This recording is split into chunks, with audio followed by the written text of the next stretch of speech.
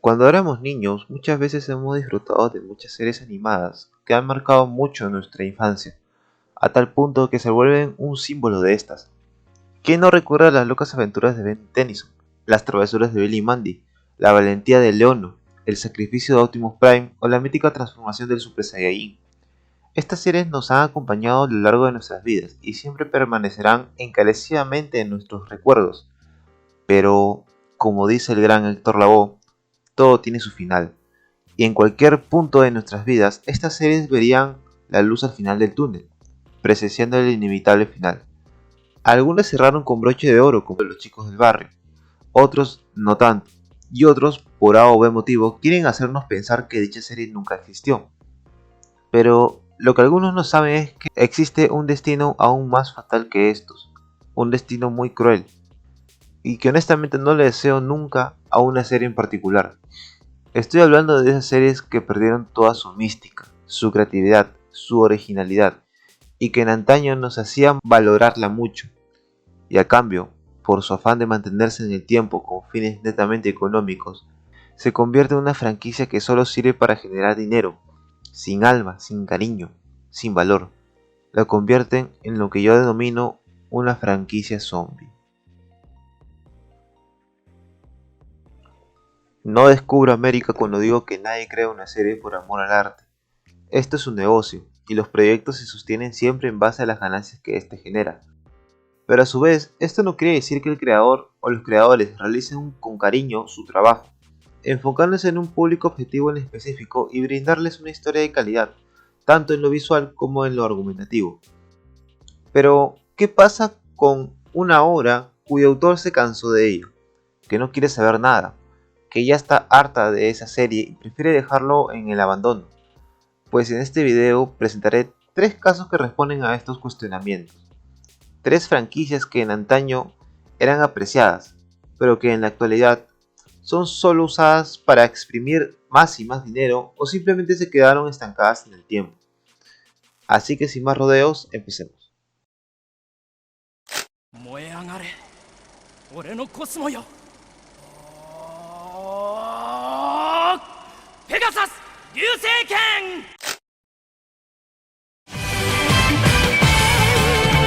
Ay, Sensei. Creo que de las 3 series que voy a tocar en este video, esta es la que menos merece estar en esta situación. Por el ya lejano 1985 se empezaría a publicar una de las historias más importantes en la historia del manga. Saint Seiya, o los Caballeros del Zodiaco, por este lado del mundo, contaba la historia de 5 jóvenes guerreros cuya misión es proteger a la diosa Atena y al mundo de los males que constantemente la acechaban. Masami Kurumada ya era un artista de renombre en el país del sol naciente, había tenido varios éxitos en Japón. Sin embargo, fue con Saint Seiya que se posicionaría como un mangaka reconocido a nivel mundial. Con talento, dedicación, cariño, detalle y elegancia, crearía la obra que lo catapultaría a la fama. Su popularidad empezaría como cualquier serie, con la emisión del anime un año después, y esta se acrecentaría con el pasar de los capítulos hasta llegar a su pico más alto, que vendría a ser la saga de las 12 casas. Incluso luego de la finalización del anime, Saint Seiya mantuvo su popularidad hasta la siguiente adaptación animada más de 10 años después. Llegado el nuevo milenio, se estrenaría el inicio de la saga de Hades. Pero a la par, Toei Animation está cosechando un proyecto muy ambicioso, pero que, sin saberlo, sería el verdugo de la franquicia.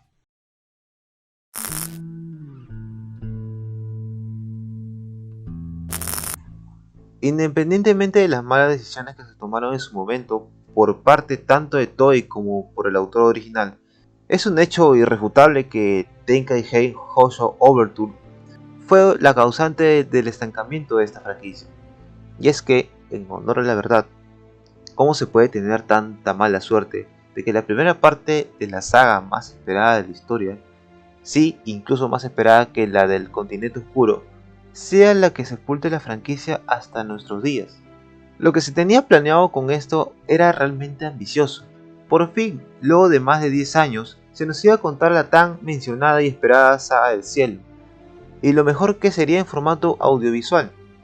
Por lo que habíamos visto en la obertura, la calidad de animación era excelente. De hecho, en animación era lo mejor que nos había ofrecido Sensei. En lo narrativo, pues, bueno, eso ya sería a criterio de cada uno. En su momento cuando la vi, sí me pareció muy aburrida, pero era porque yo era niño y así no es correcto evaluarla, sin antes verla nuevamente. El proyecto fracasó, y con ello vinieron las consecuencias de la separación del equipo de animación y los sellos originales que acompañaron a Saint Seiya por más de 20 años. Un cambio que muy pocas veces se da en la industria de shonen. La cancelación inminente de las 4 secuelas que se tenían pensadas. Y en lugar de todo eso, nos dieron un manga llamado Next Dimension, que lleva desde 2006 en publicación. De hecho, los hiatus de esta secuela-precuela son escandalosos y hasta un poco desesperantes, haciendo que sea imposible poder adaptar el canon original. Esto obviamente no podrá atraer nuevos fans.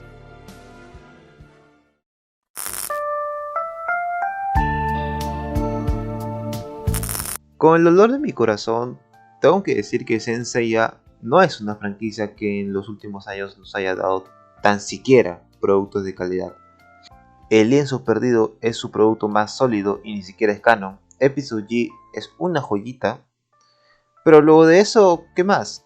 1001 reinterpretaciones de la historia original, para ser más específico, de las 12 casas, malas adaptaciones animadas de los spin-offs, muchas precuelas innecesarias y que nadie pidió.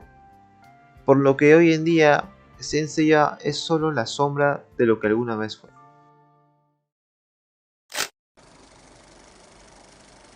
Deseo que seamos la familia perfecta para ganar el premio a la familia perfecta.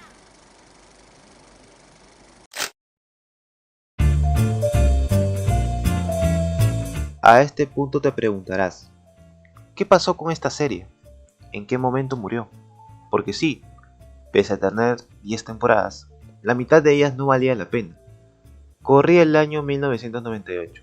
Nickelodeon quería una renovación de su primera generación de Nicktoons para darle un aire fresco. Es ahí donde aparece Butch Hartman, quien ya tenía cierta experiencia trabajando en series animadas en Cartoon Network. Decide crear lo que en su momento se consideró una de las ideas más prometedoras de Nickelodeon, iniciando las mágicas aventuras de Timmy Turner junto a sus padrinos Cosmo y Wanda, quien lo ayudarían a afrontar las dificultades del día al día, cometiendo errores en el camino y aprendiendo de ellos conforme pasaban los episodios. Esa era la premisa básica de esta serie. Y es que cómo no tenerles cariño a los padrinos, si nos regalaron muchos momentos emocionantes, hasta diría legendarios en la historia de los cartoons. Y cómo no recordar esos momentos donde regresas del colegio, prendías la televisión y ahí estaba Timmy, cometiendo la misma travesura y aprendiendo de ella. Los Padrinos Mágicos forman parte de esa generación dorada de cartoon entre el 2000 y el 2010 que nos regalaron tantas cosas y nos hicieron pasar grandes momentos, cuyo auge vendría a ser prácticamente las 5 primeras temporadas, llegando a alcanzar un rating de aproximadamente 8 millones de espectadores. Sin embargo, ese hermoso recuerdo, esas hermosas aventuras y ese cariño que los escritores y el creador le ponían a dicha serie no iba a durar para siempre y terminaría de la peor manera posible.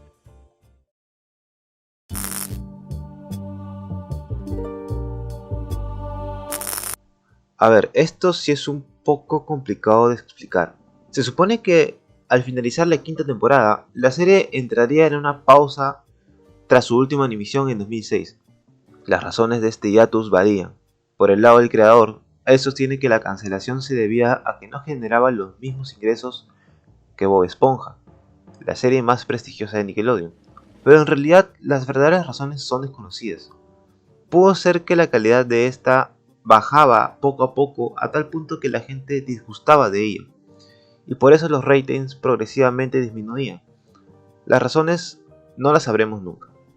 El caso es que a partir de la sexta temporada las cosas cambiaron drásticamente, pues para los episodios, que para las 5 primeras temporadas era un máximo de 4 personas, a partir de la sexta había incluso más de 5 personas encargadas de la escritura en cada episodio.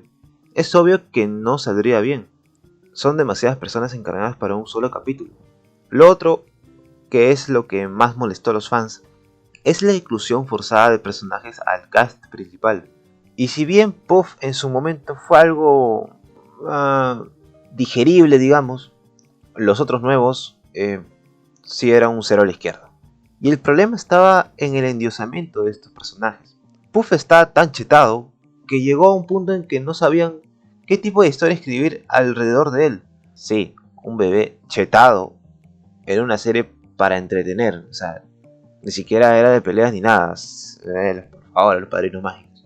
Sumado a que la empresa de entretenimiento redujo drásticamente el presupuesto a tal punto de que los episodios se hacían como Adobe Flash, haciendo que la calidad de los episodios sea muy mediocre y pierda ese resplandor que la hizo brillar en antaño.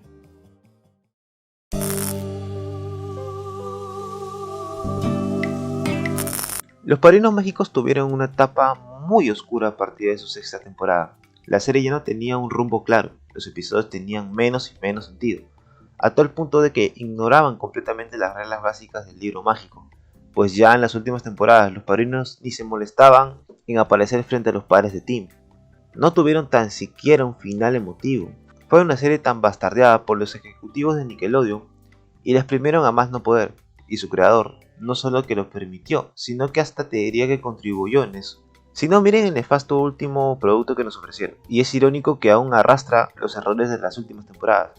Y así terminó Los Padrinos Mágicos, una serie que en su momento supo entretenernos y alegrarnos la tarde, pero que el paso del tiempo le fue afectando, a tal punto de que ya no es ni la sombra de lo que era. Mientras no sea Hokage, no me importa lo que pase, no voy a morir. Cuando Naruto fue publicado por primera vez, Masashi Kishimoto no era alguien relevante de la industria. Al contrario, era un novato que estaba probando suerte con su primera gran obra, Naruto. Los primeros capítulos fueron interesantes. En general fue un muy buen inicio, ya que planteaba misterios que se iban desarrollando con el correr de los arcos. Esto captó inmediatamente la atención de pocos fans que comenzaban a interesarse en el producto del joven novato, y poco a poco Naruto se volvió uno de los mangas más populares del mundo, llegando a su auge más prestigioso, que vendría a ser la saga de Pain, catalogada como una de las mejores sagas jamás escritas en los shonen. Pero es ahí donde empezarían los problemas. Inexplicablemente, poco a poco Naruto se fue empobreciendo narrativamente. Ahora la historia solo se centraba en Naruto y Sasuke, y ya se había vuelto algo tedioso, sobre todo con el Uchiha. A los fans ya les empezaba a dar la sensación de que ya no era como en los inicios. Atrás quedaron los tiempos de las estrategias, los misterios bien elaborados, el desarrollo de personajes, la construcción del mundo ninja. Ahora el autor por algún motivo metía conceptos muy ajenos a su manga, como son los samuráis, los alienígenas, las reencarnaciones, los deus ex máquinas usados simplemente para avanzar la trama, resurrección de personajes, etc.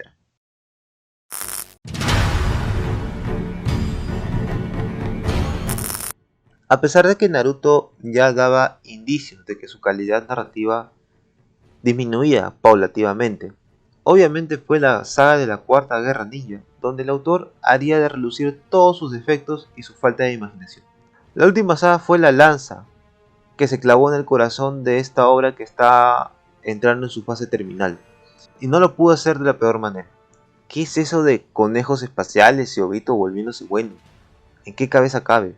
De paso, deshaciéndose de la forma más vergonzosa de una de las cartas a favor que tenías para salvar tu historia. Ahora sí, realmente había quedado atrás las historias de niños. Ahora Naruto parecía un Saiyajin que te curaba de la ceguera. Kishimoto había entrado en un punto sin retorno. Había manchado su obra, su carta magna. No había nada que hacer para poder arreglarla. Esto condenaría a Naruto a una inevitable caída.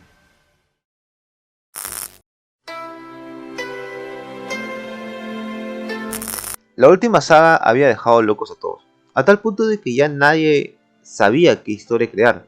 Al menos en Saint Seiya, más o menos puedes imaginarte una línea, pero los escritores de Naruto parecían que pareciera que sufren una crisis de identidad. Es tan así que el anime ha exprimido a más no poder el concepto de los Suzuki, sino que no tienen otra opción más que adaptar las novelas de Naruto, debido a que el manga de Boruto está cada vez peor.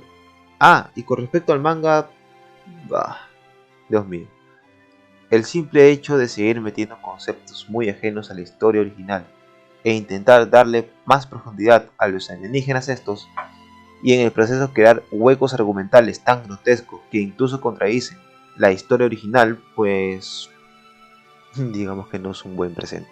Y si creen que el anime decide adaptar primero las novelas porque sus historias tienen más coherencia con el mundo de Naruto, pues solo les digo que Sasuke, un niño, pelea contra un dinosaurio. Nada más que decir.